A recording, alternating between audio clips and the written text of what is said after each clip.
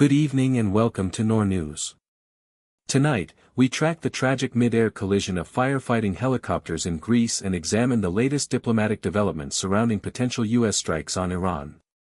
We begin our coverage with the unfolding emergency in the skies. King Abdullah II of Jordan and King Hamad bin Isa al Khalifa of Bahrain held a telephone conversation on Sunday to discuss urgent efforts aimed at de-escalating regional tensions. According to the Qatar news agency, the two leaders reviewed the current security landscape across the Middle East, emphasizing the necessity of coordinated diplomatic action to maintain stability and prevent further volatility. The discussion underscored the deep-rooted bilateral relations between Oman and Manama, with both monarchs reaffirming their commitment to regional peace and security. This high-level dialogue comes amid a period of heightened concern regarding the potential for wider conflict in the region.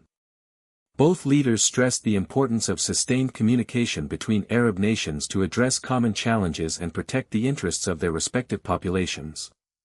The call reflects ongoing efforts by regional powers to engage in proactive diplomacy, seeking to mitigate risks through collaborative political frameworks.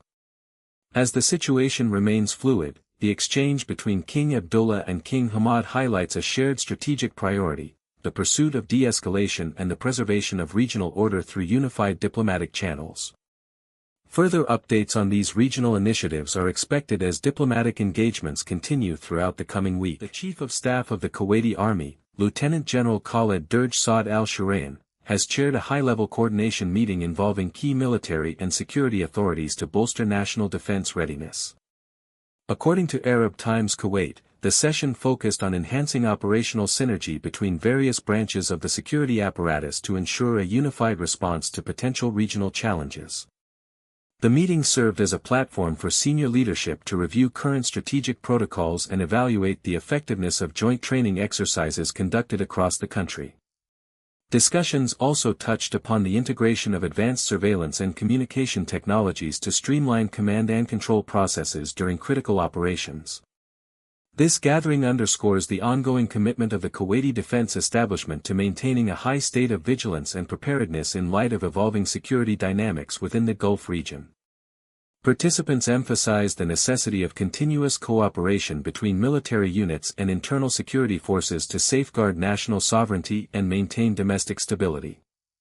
As the regional security landscape remains complex, such coordination meetings are viewed as essential components of Kuwait's long-term defense strategy, ensuring that all security sectors remain aligned with the directives of the military leadership and the broader national security objectives of the state. United States President Donald Trump has announced the cancellation of planned military strikes against Iran, citing the potential for a rapid diplomatic resolution.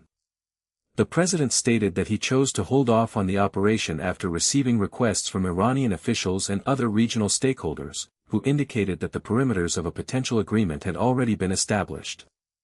According to reports from the BBC and Al Jazeera, the administration is now signaling a preference for negotiations over kinetic action, provided that a deal can be finalized in the immediate future. While the president did not disclose specific details regarding the nature of these proposed terms, the move marks a significant shift in the recent escalation of tensions between Washington and Tehran. Analysts suggest that the decision to pause military maneuvers reflects a strategic pivot toward de-escalation, though the viability of a long-term framework remains subject to further verification. International observers are now monitoring the situation closely to determine if this window for diplomacy will lead to a formal breakthrough or if the threat of military intervention will resurface should these discussions fail to produce tangible results. The current status of these back-channel communications remains fluid as both sides assess their next diplomatic steps. At least 5 people have been confirmed dead and 41 remain missing after a passenger ferry caught fire off the coast of Madura Island in Indonesia. The vessel, which was carrying at least 250 passengers, became engulfed in flames while navigating the waters near the East Java province. According to reports from the BBC and Al Jazeera, emergency response teams were immediately dispatched to the scene to conduct search and rescue operations. While many passengers were successfully evacuated from the burning ship, authorities state that the high number of missing individuals has prompted an urgent expansion of the search perimeter. Local maritime officials are currently working to determine the cause of the blaze, though initial assessments suggest a technical malfunction may have occurred in the engine room. The Indonesian government has mobilized naval assets and local fishing vessels to assist in locating those still unaccounted for.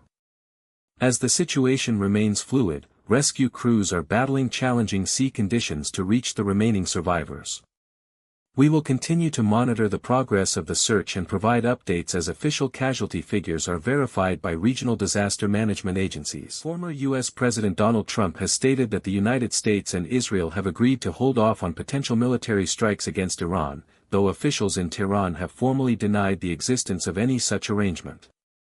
According to reports from the BBC and Al Jazeera, the claim emerged during recent campaign remarks, where Trump suggested that a strategic pause had been negotiated between the two nations. However, Iranian government spokespeople have dismissed these assertions, maintaining that there have been no back-channel communications or agreements regarding military restraint. The discrepancy highlights the ongoing tension surrounding regional security dynamics and the differing narratives presented by international actors. While the former president's comments have drawn significant attention, analysts note that they do not reflect current official U.S. policy, as the Biden administration continues to manage its own diplomatic and military posture toward Tehran independently. Both the BBC and Al Jazeera emphasize that the Iranian leadership remains firm in its stance, asserting that their defensive strategies are not subject to external negotiations or foreign claims. As the situation remains fluid, international observers are closely monitoring whether these conflicting statements will impact the broader geopolitical climate in the Middle East or influence future diplomatic efforts in the region. Rescuers in northern Pakistan have recovered the body of renowned climber Nirmal Purja following a catastrophic avalanche earlier this week.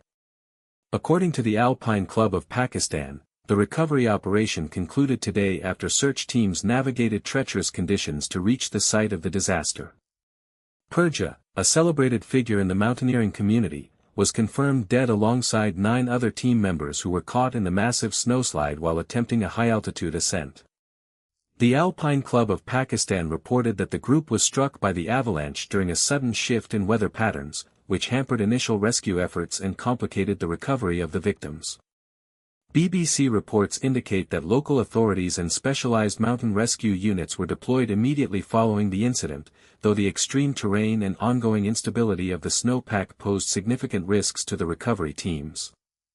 The mountaineering community has begun expressing its condolences as the process of repatriating the victims gets underway.